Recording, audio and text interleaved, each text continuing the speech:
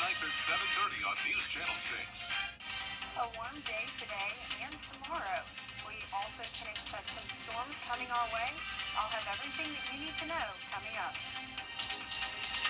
Now on News Channel 6 at 11, former President Joe Biden diagnosed with an aggressive form of prostate cancer. His doctors say treatment options are on the table.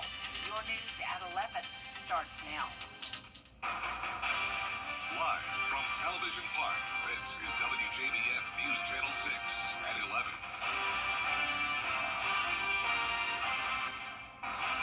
Good evening, everyone. Thank you so much for joining us. I'm Jenny Montgomery. Coverage you can count on begins with breaking news as Joe Biden's office says the former president has been diagnosed with an aggressive form of prostate cancer. ABC first reported last week that a nodule had been discovered in Biden's prostate. Allison Cossack has the latest. Time for a first check now of the weather, and we want to introduce a new face joining the WJBF News Channel 6 family and our weather team. Avery Gray just graduated from Mississippi State University with a degree in meteorology, and this is her first day on the air. Welcome, Avery. Thank you, Jenny, for the warm welcome. I am so appreciative of it. Right now, we're looking at the Terry Lambert Hyundai Skyview Cam over downtown Waynesboro, a very mild evening. It wasn't that way earlier, though. We did have some storms in our southern lying counties, but those have cleared out of the area, and we will continue to see a dry night. Our temperatures are around the upper 60s to low 70s tonight, and our dew points are around the same. Winds are 8 miles per hour in Aiken, 7 miles per hour in Lincolnton, very mild, but they are on the gustier side, 18 miles per hour in Aiken, 19 miles per hour in Augusta, so there is a cool breeze outside. Looking at your morning planner, if you plan to go on a walk, will be 66 by 5 a.m., 66 by 7 a.m., warming up just 1 degree by 8 a.m. Our next 3 days are looking warmer, and the possibility for some storms, and even the chance for some of those being severe. I will have everything that you need to know coming up. Thank you. All right, thank you so much, Avery. We continue now with one of Columbia County's biggest events of the year. A huge crowd turned out for Thunder over Evans, celebrating Armed Forces Day with a tribute to the brave. Ricky Jones takes us there. Armed Forces Day was celebrated Saturday with Thunder over Evans. For the past 14 years, this event has honored our men and women in uniform. It's a recognition of all of the big crowd. It's awesome to see the appreciation from the community, from the town, for everybody that does what we do. It's an amazing event. New service members with the United States Army and National Guard Reserve took the oath of enlistment, and students from Greenbrier High School received National ROTC scholarships. It's great to see what you go and you serve for, and it's great to come home to see everybody come together and to celebrate and to appreciate everything that the Armed Services does. From the ground to the sky, there was something for everyone. Excitement went higher as the sun went down. How they have like those big, I don't know what to call them, like the bomb things. When they like explode and then they like spell something or do stuff. All in all, the message of today is, Thank you for your service. Thank you for your service. Happy Armed Forces Day. All that's serving, all that's gonna serve, all that has served, and all that has served. Welcome home. Enjoy your weekend. Have a good one. in Evans, Ricky Jones Jr., WJBF News Channel 6. It was a powerful celebration of pride, patriotism, and a few well-timed booms to bring it all home. Plans for the old Weed School property in Augusta have been finalized. The Augusta Land Bank Authority voted Friday before the 5 p.m. deadline. Plans call for the property to be converted into 40 affordable housing units, along with retail and community space. The terms of the lease were also approved, which included the length and rent. So the real benefit for this is a competitive application process. DCA will look at all the scoring items. This year, the adaptive reuse of a historic property provides additional scoring points, combined with the funding we receive from the City of Augusta, of course the support from the community, and the lease from the Augusta, Georgia Land Bank Authority. We will keep you updated on this story as the application is reviewed over the next few months.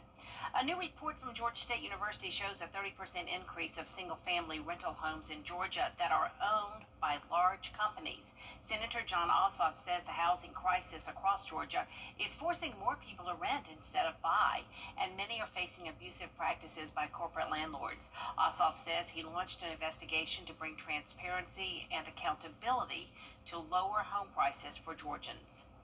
To date, my staff has interviewed more than 160 witnesses, including housing policy experts, local officials, realtors, attorneys, renters, and prospective home buyers.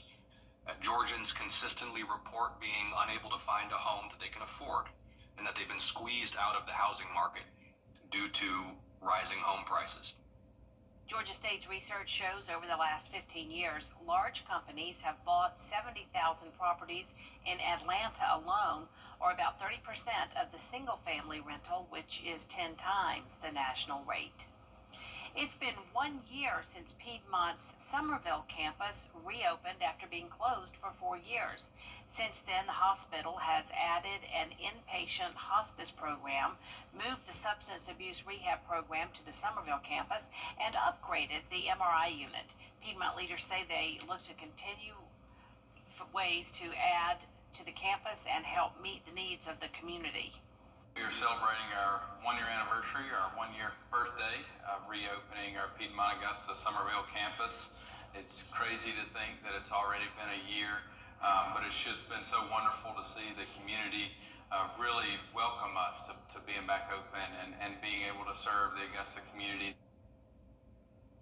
For now, they want to focus on growing and improving the emergency and radiology departments, inpatient services, and continue their partnership with Augusta Tech. Aiken Technical College breaks ground tomorrow on a new nursing education center. The 30,000 square foot facility will have skills and simulation labs, auditorium seating, and more faculty offices. It'll be home to the School of Nursing, covering registered and practical nursing and patient care technician programs. College officials, elected leaders, and healthcare partners will speak at the 10 a.m. ceremony, which is in parking lot P2. Next time on Jenny, May is Mental Health Awareness Month, and we are talking about men and mental health. As lawmakers on Capitol Hill are working to address the mental health crisis with a bipartisan panel, a local sorority is boots on the ground. They're moving beyond raising awareness and taking real steps towards action. Zeta Xi Omega is sponsoring a men's mental health forum May 31st. Just giving them an opportunity to talk, to discuss, to ask questions. We know that men do not like.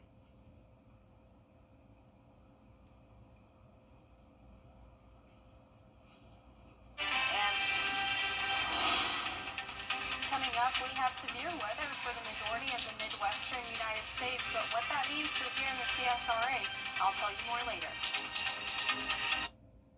WJBF News Channel 6. 844-732-KIP. At Tile Center, we offer the area's best selection of quality tile and stone products, exclusive designs, expert staff, and amazing customer service. Are you overwhelmed with all the details in your tile or stone project? Don't worry. Our team has the expertise to assist homeowners, contractors, architects, and designers with any project. Come see why for yourself at any of our locations at Tile Center or online at tilecenter.com. Your tile and stone experts. What's for dinner? Closed captioning on News Channel 6 is sponsored by Hearing Associates of South Carolina. Now, your most accurate forecast with WJBF Live 5 or 6.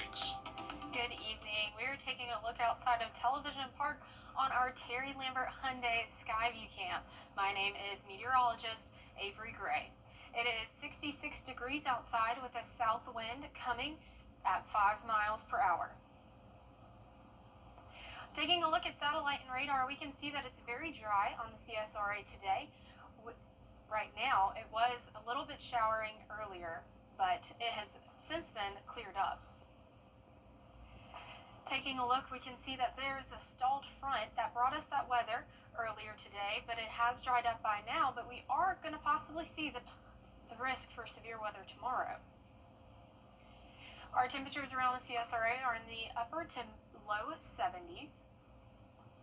And taking a look at that severe weather risk, it is mostly out towards the west, more west of us in Tornado Alley. But for here home in the CSRA, we can see that our northern counties are in that level 2 slight risk, meaning that they have a higher risk for severe weather. The threats are hail and damaging winds. Taking a look at this futurecast, we can see that for the remainder of the evening it will stay dry, and as we jump into tomorrow by 5 p.m. we can start to see these storms build back into the CSRA. We'll see them start to pick up that energy and momentum, bringing the possibility of a hail shower or two, and then starting to diminish as they fall off into the northeast of us. And it is beneficial for that rain. Rain is a good thing if you get that reference, but there is still a drought in the portions of the CSRA, and those areas are going to see that rain tomorrow, so it could be very beneficial for them. Rain chances for the week, we see 30% on Monday, 30% on Wednesday, and 20% on Sunday. And taking a look at our temperature trends, we're going to be hot Monday and Tuesday with a high of 93 on Tuesday, lows dipping down to 78 by Friday, but we'll warm back up for that Memorial Day weekend. Taking a look at tomorrow, we'll start our day off at 66 degrees and we'll go down to 90, warm back up to 90 at 3 p.m. and cool back off into the evening. Our lows for tonight are in the mid-60s across the board. And our highs for tomorrow will be very warm, hot on our western side of the CSRA, 92 degrees for the majority of our southern lying counties. Here is that 10-day weather forecast for you. We've got 30% storms for tomorrow in those northern lying counties, a high of 93 on Tuesday. We'll cool off after Wednesday with that cold front coming through. And then Friday will be 78, but we'll start to warm up and dry up for your Memorial Day weekend. Avery, it's looking pretty good. Yes, All it right. is. Thank you so much, and welcome to the team. Thank you. Up next, a deadly blast at a fertility clinic. Tonight, the FBI names a suspect and what they say he tried to do right before the explosion. Stay with us.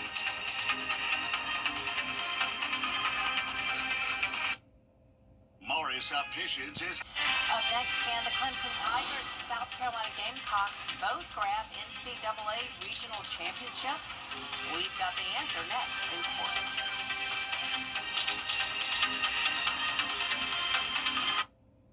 For some children, that's what it's all about.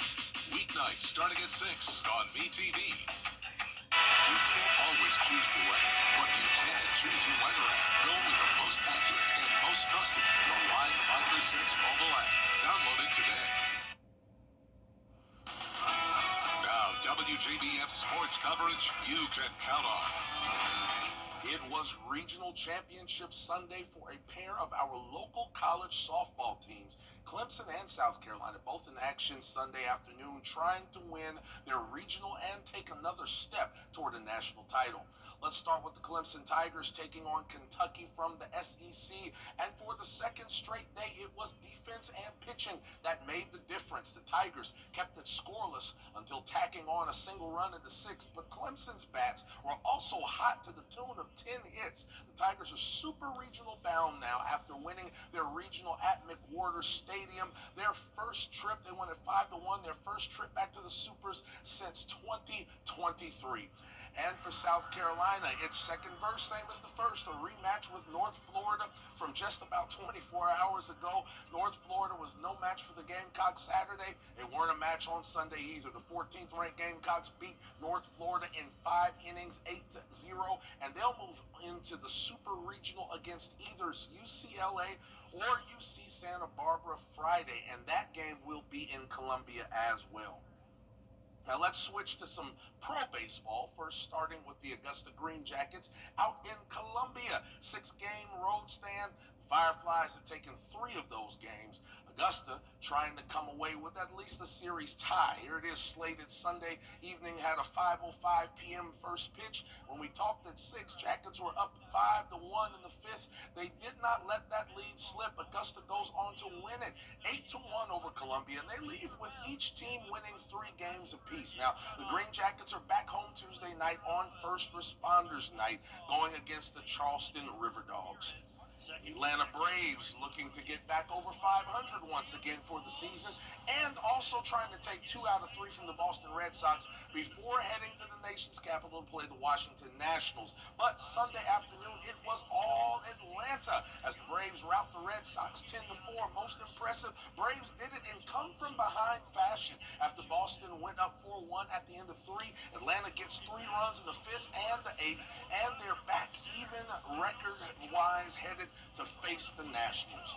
And finally, we've still got high school teams across the CSRA who are still battling for a state championship in their respective sports. On Monday, it's Lakeside Girls Tennis making their way to Atlanta to take on Milton in the GHSA Class 5A state championship match. Panthers looking for their first state crown since 2013. Also, Strom Thurmond at home against Mid-Carolina Monday, trying to battle its way back after falling to Batesburg-Leesville Saturday. Batesburg will await the winner of that game. And then finally, Fox Creek will travel to Hanahan on Monday at 6 p.m. They're still alive, Jenny, as well, in the SCHSL state championship race. That is so much to keep up with. Isn't it? Yeah. Spring sports is a beast. It's a beast, but we love it though.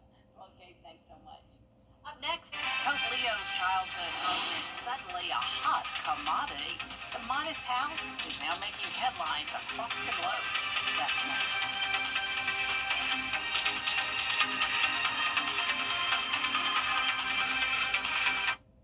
The most significant loss in enrollment. And the Mike Costello Law Firm. It was once just another house on the block, but now Pope Leo's childhood home is drawing global attention. Since news broke of its famous former resident, tourists have been stopping by in droves. They even say that this is an Italian film crew that was there shooting it because there's a big old auction and the value is skyrocketing. It's off the market and headed to auction. The house could fetch a small fortune. The winning bidder might just turn it into the next holy hotspot. That is cool. You know, usually it's, what is it, the Virgin Mary? When somebody Right. the visions of Virgin Mary, those are the Right. holy hotspots. Pope Leo's house We now, got a new maybe. one in Chicago, right? Yeah, that's it. That's funny. That is hilarious. I love it. Well, Avery, wrap us up with the 10-day forecast. Yes, well, we are definitely not in Chicago. We are in the CSRA, and our temperatures definitely feel like it. 92 degrees for the high tomorrow, with that slight risk of some severe storms to our northern lying counties. We have Tuesday coming in at 93 degrees. We'll cool off a little bit after that rain and cold front on Wednesday. Thursday by about 81 degrees, and then Friday definitely having that cool down at 78. It will start to warm back up for your Memorial Day weekend, and we could start off the week next week with some storms. All right, that's looking good. And Avery, once again, we want to welcome you. Big day. You did a great job. Your first day on air. We're so proud of you. And that is all of our time for now. Make sure you start your day with Good Morning Augusta. And remember, you can catch us anytime on WJBF.com and the WJBF app. Have a great night, everyone.